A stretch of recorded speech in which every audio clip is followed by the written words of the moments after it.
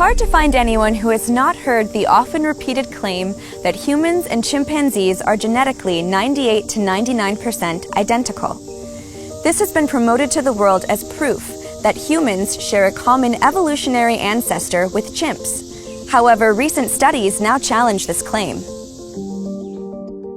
Evolutionary geneticists have acknowledged that the actual genetic differences are far greater than we've been told. For example, primate evolutionist Todd Prius states, "It is now clear that the genetic differences between humans and chimpanzees are far more extensive than previously thought. Their genomes are not 98% or 99% identical."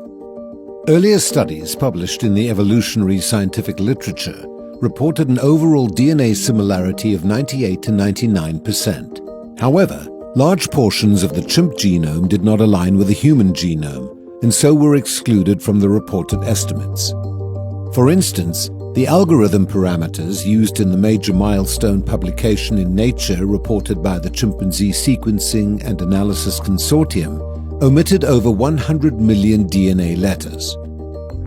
When accounting for these large non-alignable regions and other omitted sequence data, the actual chimp-human DNA similarity is significantly lower than the 98 to 99% identity claims. When they originally started to ask that question, they didn't have full genomic data, and so they're actually based their estimates of similarity based upon just little snippets of the genome. And they were choosing protein coding sequences which are the most similar, that explain why we have similar biochemistry. So initially we're saying, 98, 99% of the genomes must be similar between chimp and human. The textbooks still say that, but basically geneticists know that's not correct. What is the actual genetic difference between humans and chimpanzees? This is a question that comes up over and over again in this creation-evolution debate. And if it is true we're 98 to 99% genetically identical to the closest evolutionary relatives, evolutionists say, it feels like they're just kissing cousins. Well, let's dig down into what the scientific data actually say. If you look at the 2005 chimpanzee genome paper in Nature, you look at subsequent papers, the bonobo paper, the gorilla paper, the orangutan paper, all of them give basically a consistent answer. That most of our DNA can be aligned to chimpanzee and vice versa, and in that region that does align, it's about 1 to 2% different in terms of single letter differences. But if you say, wait a minute, are there sections of human DNA that fail to align to chimpanzee? Are there sections of chimpanzee that fail to align to human? The answer is yes, and it's far more DNA than is that 1 to 2% different. So if you incorporate all of these numbers together, the stuff that aligns and is almost identical, the stuff that can't be aligned at all, you get a number about 85%. What's even more important is what that percentage translates to in terms of absolute differences. So in 85% identity, 15% difference in terms of raw DNA letters represents 300 to 400 million single DNA letter differences. That's a massive number. The evolutionary theory claims that humans evolved from a hypothetical chimp-like ancestor roughly 6 million years ago. This is said to have occurred through a long series of beneficial mutations. In light of the actual genomic differences between humans and chimps, this is simply not genetically feasible. A more accurate chimp-human DNA similarity estimate of 85% represents 300 to 400 million DNA letter differences, an extreme level of genetic discontinuity. This means in order to evolve a chimp-like ancestor into modern humans, hundreds of millions of beneficial mutations need to arise in an ancestral population. The difficulty with accomplishing this has to do with the extremely long waiting time required for establishing even the smallest sets of mutually dependent mutations. Even granting a best-case scenario for evolution by generously assuming human and chimp DNA is 99% identical, the remaining 1% would still be a difference of 30 million DNA letters, an impossible genetic barrier for evolution to traverse in 6 million years. Let's assume that it's still only 1%. That's not correct. No one believes that now. But even if to get 1% of the genome different requires 30 million mutations, that's a lot of new information. And when we talked about the waiting time, we were saying, well, 8 mutations, waiting for 8 specific mutations takes more time than the time since the Big Bang. So no, it's not conceivable. You cannot change the program of an ape into the programming for a human in any amount of time. People ask, well, what's the problem? You're saying there's 100 new mutations per person per generation in a big population. That's billions of mutations every generation. What's the problem with getting the information that codes for something?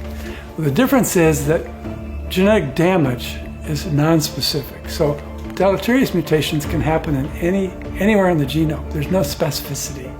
So creating damage is easy, but in the case of a manuscript or a genetic program or a computer program, it's easy to break them by changing letters.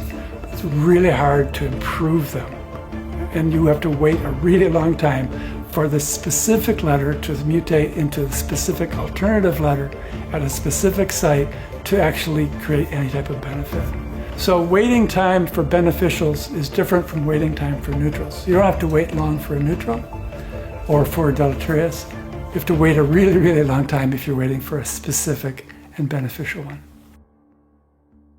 Waiting for the right mutations to arise and become established in a pre-human population greatly exceeds evolutionary timescales.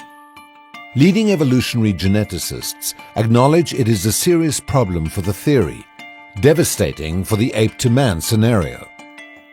Population geneticist Michael Lynch confesses in the Journal of Molecular Biology and Evolution.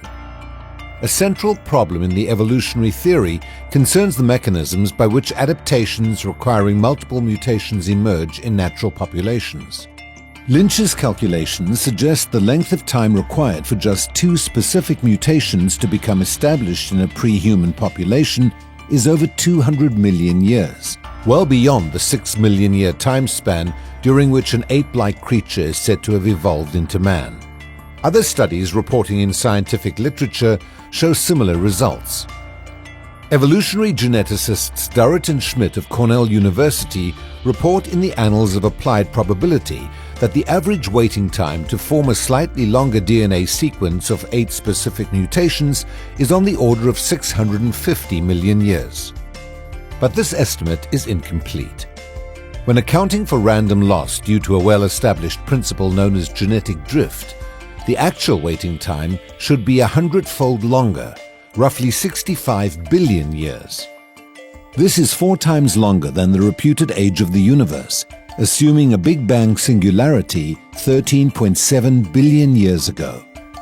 At best, all evolution can hope to accomplish in the prescribed 6 million year time span is the formation of a tiny DNA sequence, no more than a few genetic letters in length, totally incapable of producing a single new gene.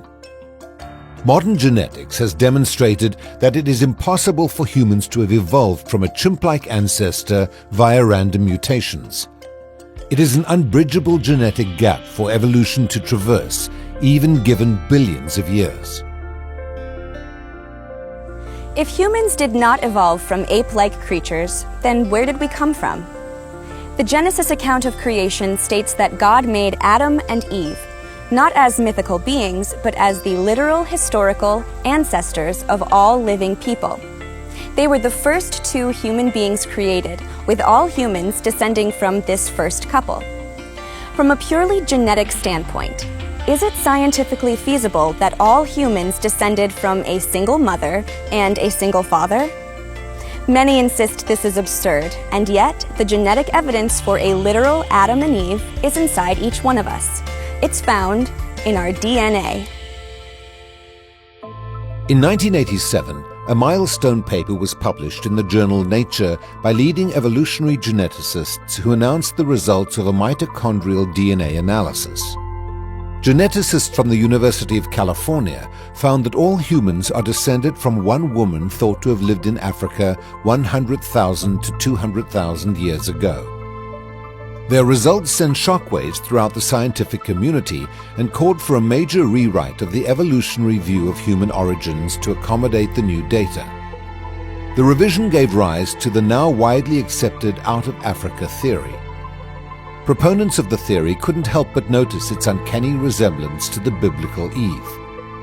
In acknowledgement of this, they gave the genetic mother of us all the name mitochondrial Eve.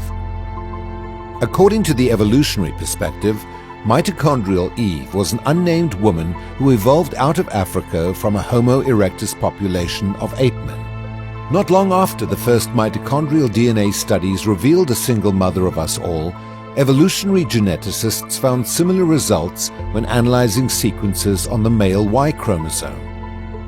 In 1997, a team of researchers from Stanford University reported to the American Society of Human Genetics that all men inherited their Y chromosome from a single male ancestor.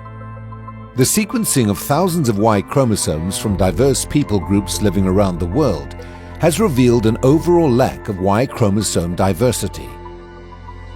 All men share the same Y chromosome, plus a small number of mutations consistent with a single male ancestor of the human race. Once again, evolutionary geneticists couldn't help but give the father of us all a biblical name, Y chromosome Adam. Just as they did with mitochondrial Eve, evolutionists interpret Y chromosome Adam to be an evolved ape man from Africa that lived sometime around 100,000 to 200,000 years ago. The evolutionary community acknowledges that there is a literal Y chromosome Adam and there is a literal mitochondrial Eve. They say it's clear that all of the Y chromosomes on this planet trace back to a single individual who didn't live so long ago. The Y chromosomes only passed on through the male, right? Father to son. Well, the mitochondrial chromosome is only transmitted through the female. And that chromosome also, all the geneticists agree, all people on the planet get their mitochondria from a woman who lived not so long ago, and it's uncontested. And it turns out initially the evolutionists said, yeah, but it looks from our estimates of how long ago those individuals lived that they didn't live in the same time span. Now actually that they've reworked their numbers, they're always reassessing their time scales. They're Adam and Eve, the mitochondrial Eve and the Y chromosome Adam, they are in the same time span. There are two fundamental differences between the Adam and Eve of the Bible and the evolutionary interpretation of mitochondrial Eve and Y chromosome Adam. The first difference has to do with time, and the second has to do with population size. The Genesis account indicates Adam and Eve lived recently, just thousands of years ago, and that they were the only two people alive at the time of their creation. The evolutionary model claims they lived around 100,000 to 200,000 years ago and belonged to a hominin population of 10,000 individuals. But as you will see, it's not the genetic data that conflicts with the biblical account of Adam and Eve. The conflict comes from inferences about time and population size. Evolutionary geneticists estimate that genetic Adam and Eve lived around 100,000 to 200,000 years ago using a method known as the molecular clock. The technique relies on the assumption that mutations accumulate in certain regions of the genome at a constant rate over deep time. Evolutionary scientists have to further assume that humans evolved from a chimp-like ancestor roughly 6 million years ago in order to calibrate the molecular clock. Both claims are problematic and have been called into question by the genetics community. Distinguished evolutionary geneticist David Reich of Harvard confesses in the publication Nature, the fact that the clock is so uncertain is very problematic for us. It means that the dates we get out of genetics are really quite embarrassingly bad and uncertain. Scientists are now using a more straightforward approach to determine mutation rates that do not require ape-to-man evolutionary assumptions. It involves directly measuring mutation rates in the present, comparing parents and offspring, known as the pedigree method. When comparing DNA sequences between parents and children, the measured mutation rates are typically 10 to 20 times higher than those inferred based on assumptions of ape-to-man evolution. When the molecular clock is calibrated using the empirically measured mutation rates, both mitochondrial Eve and Y chromosome Adam lived just thousands of years ago. In discussing the age of mitochondrial Eve, evolutionary scientists in Trends in Genetics acknowledge this discrepancy. mtDNA datasets often exhibit anomalous patterns. One of these anomalies is the discrepancy between mtDNA mutation rates observed in evolutionary timescales, for example, in dating the divergence between two species and those measured within family pedigrees. If the high mutation rates seen in some human pedigrees were used to calculate the age of our most recent female common ancestor, she would have lived just 6,000 years ago, a date more consistent with biblical Eve than mitochondrial Eve. There's a long-standing debate and argument in genetics, and that deals with the difference between what's called the phylogenetic mutation rate and the genealogical mutation rate. If you look at a family, you can count the differences between the people and you say, oh, they've had some mutations. And you can actually calculate a mutation rate over time in today's time, in known time. Right now, we know what the mutation rate is. But the evolutionary community doesn't like to use that rate because it's too fast. They use what's called the phylogenetic mutation rate. That is, they look at the difference between humans and chimpanzees, not the real rate, but the differences, and they say, oh, we've been separated for so many millions of years. Now, when I was an undergraduate, that difference was 3 million years. Now it's 6 million years, 6.5 million years. Some people are arguing for 13 million years because mathematically they're having a hard time dealing with this. Take the differences between humans and chimpanzees in some gene, like mitochondria, Y chromosome, or something like that. Divide it by the time that separates us, 6 million years. You get a very slow mutation rate. But if you look at the people alive today, count up the number of differences between them, and divide by the time since their ancestor, maybe their great-great-grandfather or something like that, you're going to get a mutation rate much faster. When we use that rate, Adam and Eve fall into the biblical time frame. So when we use today's science, measurable science, laboratory stuff we know is true, Adam and Eve are biblical. While the actual genetic data reveals a single mitochondrial Eve ancestor and a single Y chromosome ancestor, evolutionists have insisted they must have lived in a larger population. For this reason, they caution the general public not to mistake the evolutionary Adam and Eve with Adam and Eve of the Bible. Yet they acknowledge there can be no direct evidence for the larger population size of 10,000 because all other mitochondrial and Y chromosome lineages supposedly died off, removing all traces of their existence, leaving, as paleo expert Chris Stringer has said, just one lucky mother and one lucky father. In an attempt to explain what would otherwise be another remarkable biblical coincidence, proponents of the ape-to-man model invoke what is known as coalescent theory. This theory assumes that over many generations, it is inevitable that eventually only a single mitochondrial and Y chromosome lineage will remain. Coalescence theory is based upon the assumption of random mating. So you need a single population and all the people have equal likelihood of intermarriage. That's never been the case. From an evolutionary point of view, humans and pre-humans have always been in tribes that are separated. So there's not random mating. In fact, if you look at the charts that show coalescence, all you have to do is say, okay, that's one subpopulation, but there's dozens or hundreds of other subpopulations, and those would be producing a different coalescence to a different Adam or a different Eve. Basically, the coalescence argument fails. So their rebuttal position is not scientifically valid, and it's relatively reckless. Evolutionary scientists reasoned that if humanity started with just 2 people, it could not explain the total amount of human diversity we see today. For this reason, a population of 10,000 became a central tenet of the current model. It's typically assumed that Adam and Eve would have had no genetic variance, no genetic diversity. However, there's no reason to assume they were created as nearly identical clones. If Adam and Eve were created with built-in diversity for traits such as skin color, all of the different-looking people groups could easily arise in a biblical time frame.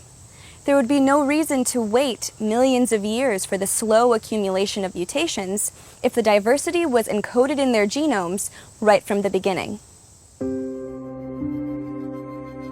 If Adam and Eve were heterozygous, as we would reasonably expect, extensive genetic diversity would quickly arise simply through sexual reproduction, which reshuffles pre-existing variation to produce different combinations of traits. This idea that God creates an initial pair with differences between them and within them. We'll call that term, the technical term is heterozygosity.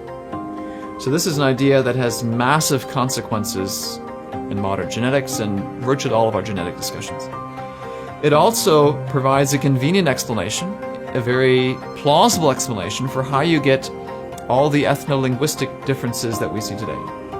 Humans are considered one species, and we can produce variety in a single generation.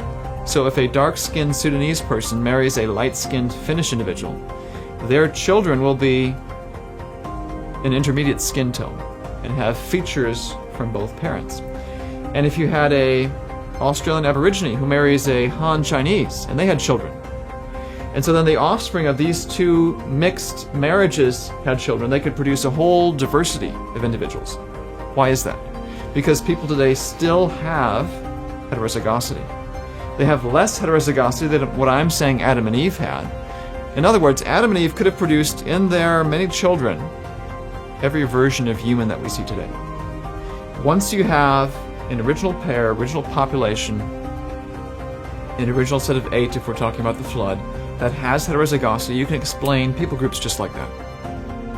A striking example of built-in genetic variation can be seen in the example of twins born from mid-brown parents. Mother Kylie Hodgson and father Remy Horder gave birth to twins Remy and Keon, who appeared racially different.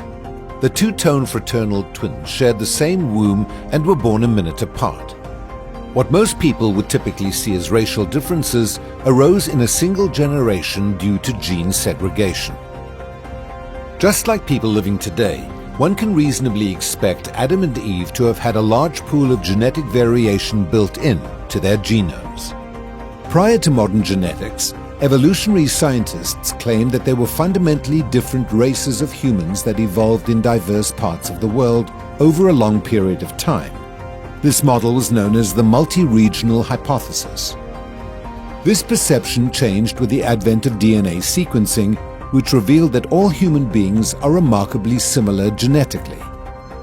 It is now well established among the scientific community that all people, regardless of their skin color or ethnicity, are 99.9% genetically identical. The so-called racial features that we tend to focus on are essentially only skin deep, reflecting trivial differences in our genetic material. Physical traits like eye shape and melanin production amount to a minuscule 0.012% difference in our DNA. This means that regardless of our cultural differences, genetically, we are all part of one big human family. If you have designed organisms, created organisms, they would be designed and created so they have internal diversity. You don't have to wait for mutations. So the waiting time goes away. If you want adaptation without deep waiting time, then just design the organism with variants in it. Even a single organism has heterozygosity, and so there's lots of genetic diversity, even in a single organism. Two individuals have 4 chromosome sets, and they have the ability to basically accommodate every possible variant.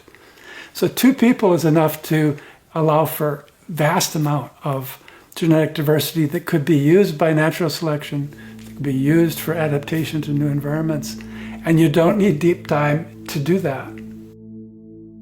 The findings from modern genetics have compelled evolutionary scientists to develop a revised story of human origins that shares many striking similarities with the biblical account of the Tower of Babel dispersion. The new model is called the Out of Africa theory and has been popular for many years. This theory proposes there was a near-extinction event causing a population bottleneck that reduced humanity to a single breeding population of just a few thousand survivors. In the out of Africa theory, which is now on the rocks, but in the out of Africa theory, they postulated there was a human population of about 10,000 people for an indeterminate amount of time. They never really say how long it is, but let's say 10,000, 100,000 years. If we compare a modern species that has about that many individuals, you can look at the African cheetah. There's about 10,000 of them in the wild, give or take a few thousand, and they're having massive problems. Birth defects are increasing, reproductive incompatibility in couples is increasing, litter size is decreasing. All the population biologists are essentially assuming cheetahs are going to go extinct. How did Homo sapiens evolve? We supposedly went from Homo erectus to Homo sapiens. Homo erectus is smashing rocks together, and Homo sapiens that can fly to the moon, during a population bottleneck that should have driven us to extinction. This theoretical near-extinction event has been used to explain why all humans are nearly identical genetically. The out-of-Africa theory claims all living humans originated from this small population who lived in the general vicinity of northeast Africa. Alternative studies suggest this small founding population was a little further north, in the general vicinity of the Middle East. The survivors of this theoretical near-extinction event suddenly grew very rapidly, splitting into numerous smaller tribes which dispersed outward and gradually filled Europe, Africa, Asia, and eventually the Americas. Each initial tribe gave rise to its own language and culture, and continued to split and disperse to form the people groups and languages we see today. Each migrating tribe would have carried with it a different sampling of the original population's gene pool, rapidly producing the distinctive features that some used to define race. In this model, mutations would occur but are not necessary to explain these distinctive features, which means deep time would not be required either. Just using standard population genetics principles, we can explain the origin of races easily in hundreds or thousands of years. All we need is the population to fragment into smaller populations. Isolation by distance is going to cause changes over time independently in each population, either through natural selection or just random drift. So we have a model for that at the Tower of Babel. A few hundred years after the flood, God separated the nations according to Y chromosome. It's the male lineages that define each population, and they spread out on the earth, and they would have remained separate from one another because of language differences for a time. That's all we need. Once you do that, you're going to have regional differences amongst the people. So all of a sudden we have people start looking more Asian, people that start looking more Norwegian, people that start looking more Australian Aboriginal, and people that start looking more African. All we need is isolation in a short amount of time. Evolutionary geneticists reporting in the Proceedings of the National Academy of Sciences have named this specific model the instantaneous divergence model. This model is virtually indistinguishable from the biblical model of the human dispersion associated with the Tower of Babel as recorded in Genesis chapter 11. Now the whole earth had one language and one speech. So the Lord scattered them abroad from there over the face of all the earth, and they ceased building the city. Therefore its name was called Babel, because there the Lord confused the language of the whole earth. And from there the Lord scattered them abroad over the face of the whole earth. One of the funny things about the out of Africa theory is that it actually mirrors the biblical account.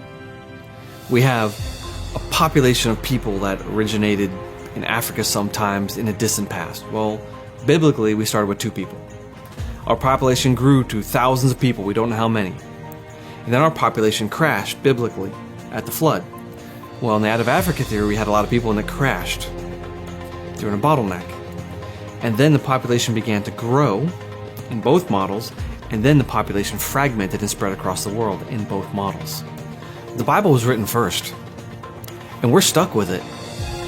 There's a limited range of possibilities biblically about human history. Back in the day, though, evolutionary theory, they could say whatever they wanted. And the most common view back in the day was the multi-regional hypothesis, that human beings just evolved in synchrony across the planet and exchanged genes as we evolved and evolved and evolved. They did not expect a bottleneck. They did not expect going through the Middle East. They did not expect a Y chromosome atom and a mitochondrial leave. But those are things that have to be true if the Bible's true. And those are things that the modern geneticists have discovered. So what we're seeing over time is that the evolutionary model is getting more biblical, which is really interesting.